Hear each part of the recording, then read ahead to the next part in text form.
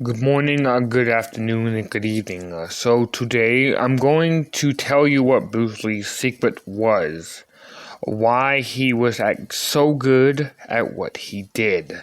So, let's get this video started. So, Bruce Lee, one of the greatest martial arts, was a great martial artist. Why?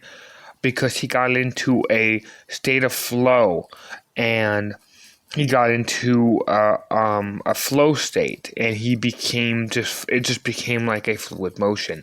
I used the same concept with gaming. If you get into a state where you can't be stopped, you're just unmovable, unstoppable force. That's because you're in a state of flow.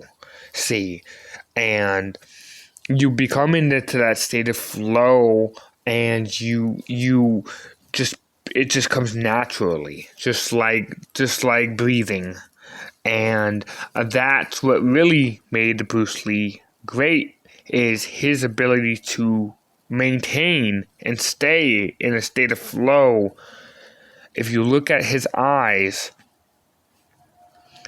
when he said that you have to be like water, be fluent. Water can flow or it can crash. That's what really ultimately tipped me off, because I started watching other videos and I couldn't quite place the word on it, and I kept looking and looking, and I finally came across this Buddhist monk, and it's a state of flow, a flow state. And when I fell asleep, because that's when your mind starts processing everything you've processed through the day, these are awesome